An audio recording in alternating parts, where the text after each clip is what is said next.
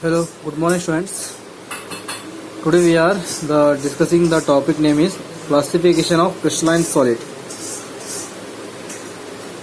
Classification of crystalline solid. Crystalline solids can be classified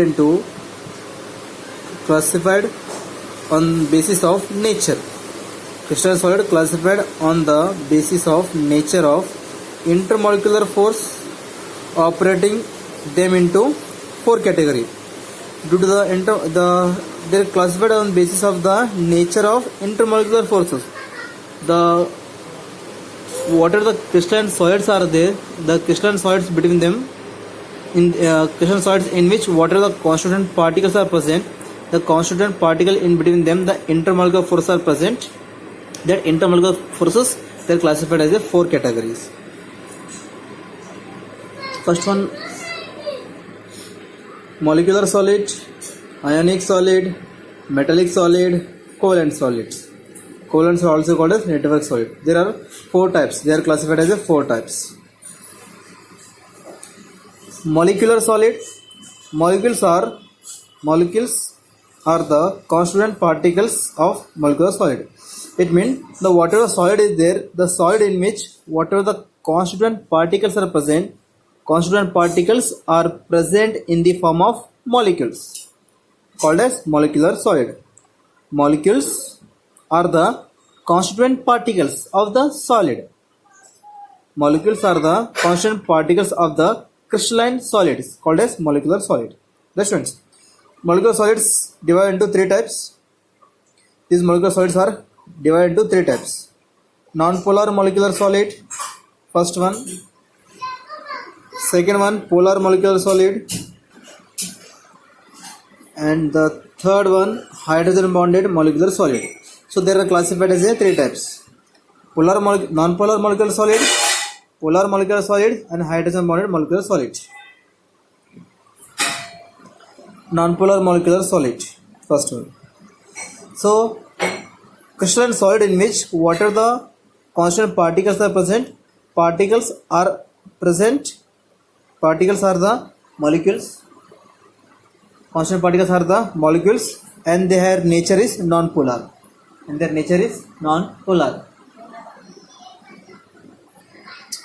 Molecules, the crystalline solid contain the molecules, and that molecule between them held non-polar bond. Non-polar bonding is present here.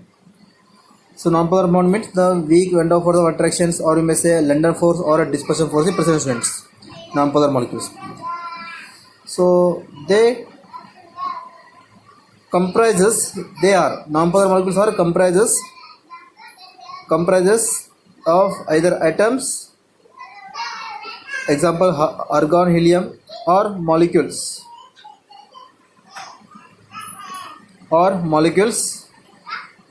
by non-polar molecule like the hydrogen. So molecules found in non-polar molecules like hydrogen molecule, chlorine molecule, iodine molecule, these all are non-polar molecules, students. Argon, helium, etc. are the non-polar atoms. Hydrogen, chlorine, iodine, etc. are non-polar molecules. So in this solid, atoms, molecules are held by weak dispersion force. Between the weak dispersion force are holding. Weak dispersion forces are present either between the atom or between the molecules. Between the weak dispersion force between the atoms, helium atom, argon atom, between them attain dispersion force or London force, and between the molecules attain dispersion force or molecular force. Dispersion force or London force. So these solids are soft, non-conductor of electricity. These solids are soft and non-conductor of electricity. So whatever the non-polar molecules are there, non-polar means there is no charge over the molecules.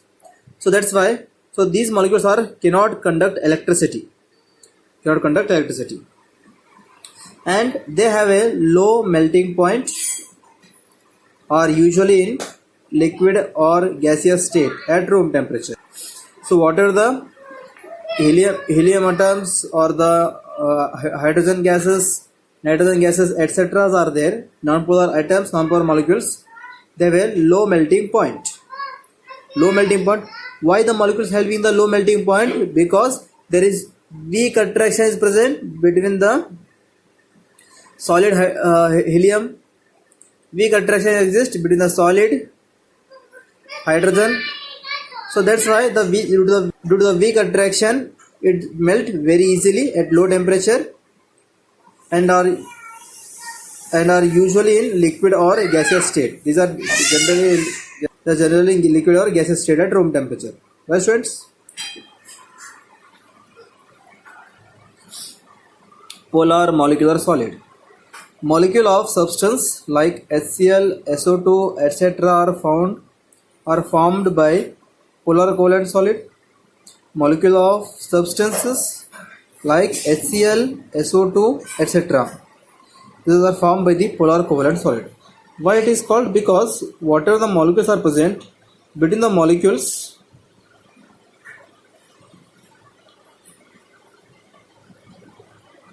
they are having the kind of charge. This is HCl is a molecule, kind of the partial positive, partial negative charges is present between the molecules. So over the atoms in a molecules, that's why it is called the polar molecular solid. And whatever the bond is present, bond is covalent bond, so it is called polar covalent bond. Polar, the charge present between these covalent bonded molecules. That's right. Molecule of such solid held together by the relative strong dipole-dipole interaction. The molecules of this solid, the polar covalent solids having the strong attractions, they holding the strong dipole-dipole attraction students. Di means 2, pole means the charge between the 2 force of attraction. Like the students, last year we have discussed chapter delta plus, delta minus, delta plus, delta minus. So weak attraction is present between the partial negative charge and the next molecules of the partial positive charge of the hydrogen. So that is we call the dipole-dipole attraction is present throughout the molecules. Due to that reason, it is called strong dipole-dipole moment. Right, students? So these solids are soft non-conductor of electricity. These solids, whatever these solids are there, these crystalline polar molecules cannot conduct the electricity. These cannot conduct electricity. Why it cannot conduct electricity? The solid do not conduct electricity. The polar covalent solid cannot conduct electricity because whatever the molecule is present, molecule between them, the covalent bond is present here. This covalent bond is unable to dissociate heterolytically to produce charges. It is unable to dissociate the bond heterolytically to produce charge. So that's why the polar covalent bond cannot conduct electricity. Polar covalent bond cannot conduct electricity because there is in the solid form there is no free electrons. One more, there is no free electrons, no free ions, no free electrons or ions in solid state. Solid covalent compound, no free electrons or no free ions. So that's why the solid form it cannot conduct electricity. But in case of liquid, when this HCl adding into the water, after adding into the water, it dissociates in water to produce ions and conduct electricity. But in the solid state, there is no free ions or there is no free electrons, so it cannot conduct electricity. Right, students? Next point, there are melting point are higher than those of non-polar molecules, polar solid. Yet most of these are gases or liquid. Under room temperature and pressure. The melting point the melting point of the non-polar molecular solid. So melting point of the polar molecular solid is higher than the non-polar. Why? Because the non-polar molecule, there is no, whatever the forces are present between the atom molecules, there is a weak dispersion force. That dispersion force is very less as compared to the strong dipole force. So because the polar molecules are there, the polar molecules and